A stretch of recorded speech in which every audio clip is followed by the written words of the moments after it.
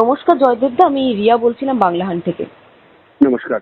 জয়দেবদা, আপনি পেশায় একজন আইনজীবী এবং পরমব্রত চ্যাটার্জি এবং স্বস্তিকা মুখোপাধ্যায়ের বিরুদ্ধে আপনি একটা এফআইআর করেছেন। একটু বিষয়টা একটু বিস্তারিত বলবেন? করেছি, সেটা প্রসেস হয়ে এফআইআর কনফার্ম। একটু বিস্তারিত বলবেন কেন করেছেন, কি অভিযোগ ছিল আপনার? আমি কয়েকদিন আগে পরমব্রত চ্যাটার্জি একটা টুইট দেখতে পাই সোশ্যাল মিডিয়ায়।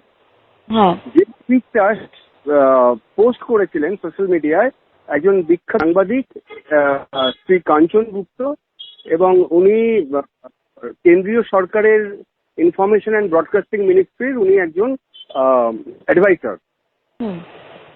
তো সেই টুইটে আমি দেখি যে 2021 সালের 2 মে অ্যারাউন্ড বিকেল 4টে নাগাদ পরমব্রত চ্যাটার্জি একটা টুইট করে, আজ বিশ্ব অগ্রণী দিবস ঘোষণা করা হোক।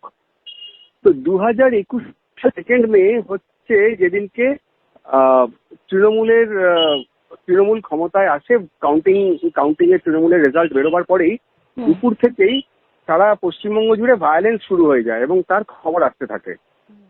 তো সেই সময় বিকেল 4টের সময় যখন পরমব্রত এই টুইটটা করে, সেটা অ্যাবসলিউটলি এই ভায়োলেন্সে প্ররোচনা দেওয়ার কাজ করেছে। এবং বিকেল 5টার সময় এই টুইটটার 1 ঘন্টার বাদেই কলকাতায়, আমার জ্ঞান মতে কলকাতায় প্রথম খুনটা হয় কাকুরগাছির অভিজিৎ সরকার, যাকে পরেশ পালের নেতৃত্বে তৃণমূলের গুন্ডারা খুব নৃশংসভাবে খুন করে। এবং তারপর তো সারা ওয়েস্ট বেঙ্গলে মোটামুটি 1,2,000-এর উপর বিজেপি কর্মী ঘর ছাড়া ছিলেন। তাদের প্রায় 1000-এর মতন মহিলা রেপড অ্যান্ড মলেস্টেড হয়েছিলেন। 100-র উপরে খুন হয়েছিল, মানে ইমিডিয়েট আফটারমাথ অফ দ্য ইলেকশন। তো সুতরাং পরমব্রত চট্টোপাধ্যায় জানতেন যে এই ভায়োলেন্সটা শুরু হয়েছে, তার কারণ না হলে উনি আজ বিশ্ব অগ্রণী দিবস ঘোষণা করা হোক এই কথাটা বলতেন না। So he had knowledge that the violence is ongoing. Secondly ওনারা তো social influencer, film stars, film actors, এরা তো সোশ্যাল ইনফ্লুয়েন্সারও হন বটে। এদের মিলিয়ন ফলোয়ার্স থাকে, লাক্স অফ ফলোয়ার্স থাকে। তো সুতরাং তারা যখন এই ধরনের পোস্ট করেন, যখন ভায়োলেন্স চলছে, আজ বিশ্ব অগ্রণী দিবস ঘোষণা করা হোক, তখন সেটা ভায়োলেন্সকে ইনস্টিগেট করা হয়। তখন যারা এই ভায়োলেন্সটা করছে তাদের মধ্যে একটা sense of protection and sense of immunity দেওয়া হয়, যে আরে বাবা এইসব নামজাদা লোকজন আমাদের সঙ্গে আছে, আমরা এটাই করতে পারি। হ্যাঁ, বলুন। জয়দেববাবু, আমার একটা প্রশ্ন রয়েছে।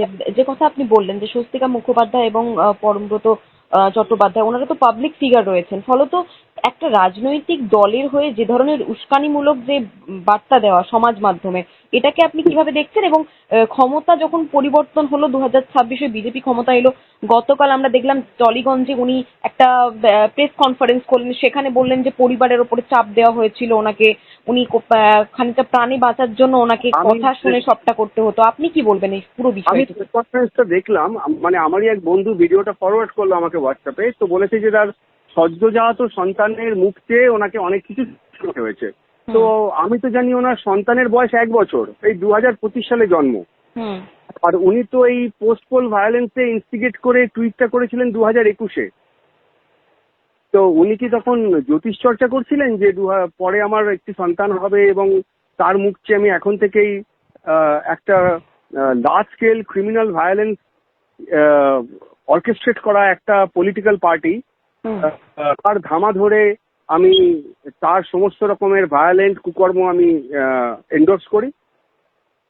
যে দুজনের বিরুদ্ধে আপনি অভিযোগ করেছেন, এখন কি আশা রাখছেন যে কি সাংবিধানিক বা আইনগতভাবে কি পদক্ষেপ নেওয়া দরকার? দেখুন, এটা হচ্ছে নন বেইলেবল অ্যান্ড কগনিজেবল অফেন্স। কারণ ওদের এই ইনস্টিগেটিভ টুইটের পরেই কিন্তু লার্জ স্কেল ভায়োলেন্স হয়, এবং যাতে রেপ, মার্ডার অনেক সংখ্যায় হয়। তো তার ফলে এগুলো হচ্ছে ওদের এই ইনস্টিগেশন অ্যাবেটমেন্ট টু ক্রাইম হচ্ছে তখন বলবৎ আইপিসি সেকশন 107 অনুযায়ী একটি নন বেইলেবল অ্যান্ড কগনিজেবল অফেন্স। তো law should take its own course, police should investigate, and তারপর দরকার হলে ওনাদেরকে কাস্টাডিতে নিয়ে পুলিশ ইনভেস্টিগেশন করুক, যেটা নন বেলেবল কগনিজেবল অফেন্স ক্ষেত্রে পুলিশ প্রশাসন করে থাকে। এনারা পেস্ট্রি সেলিব্রিটি হওয়ায় আমার মনে হয় না তাতে কোনো এক্সেপশন হওয়া উচিত।